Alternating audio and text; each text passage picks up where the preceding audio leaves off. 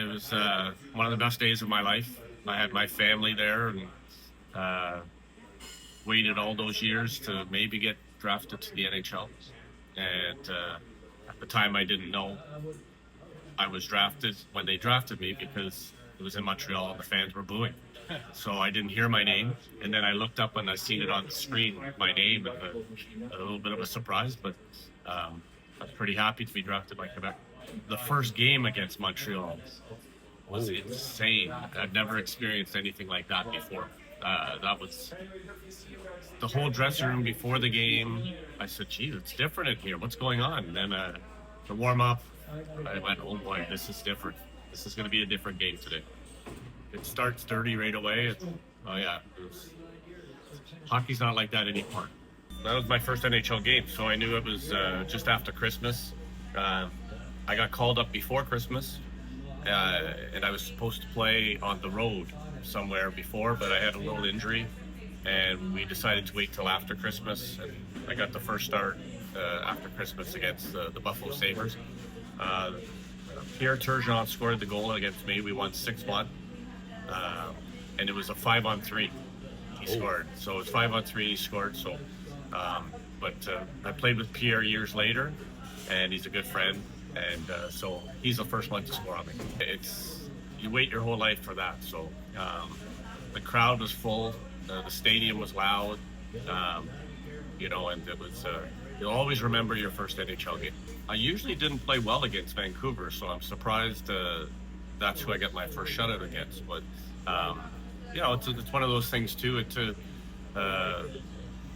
In those days, there's always more goals against, so getting shutouts in those days was a lot harder, so if I look at my career, my first 7-8 years I didn't have that many shutouts. In my last 7-8 years I had like way more shutouts, so the style of the game changed.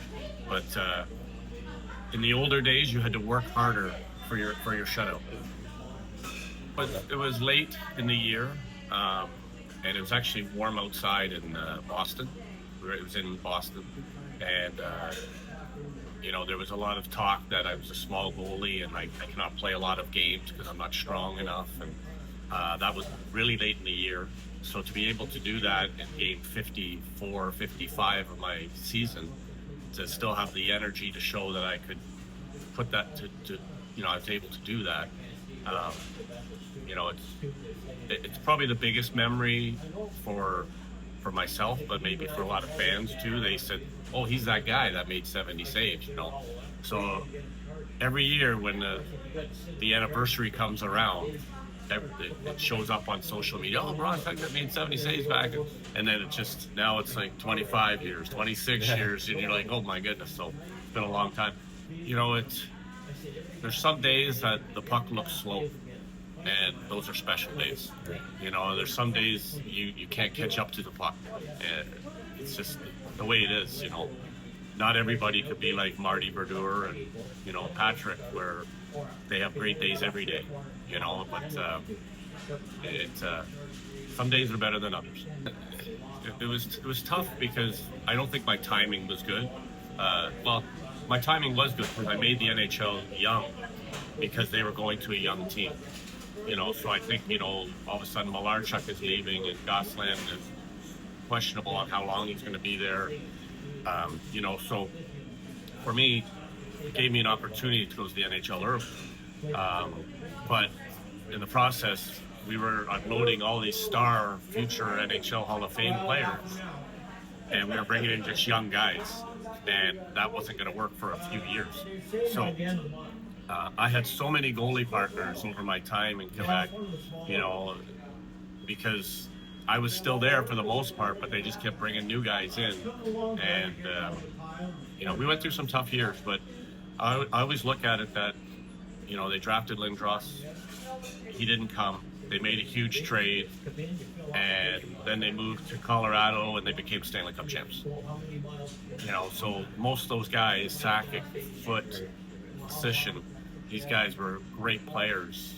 They were just weren't ready to be NHL championship, and I was gone by then. I love Quebec City. I love the culture. I love the restaurants. I enjoyed the language. I didn't speak a lot of French. I understood it more than I could speak it, but I really loved my time there. I love being there. And actually, I just seen the other day that they're going to knock the Colisée down. That's sad. I was actually saddened by it. I'm like, they're taking the Coliseum down, and I guess every good thing has to come to an end sometime, but it's too bad to see that they're going to take it down.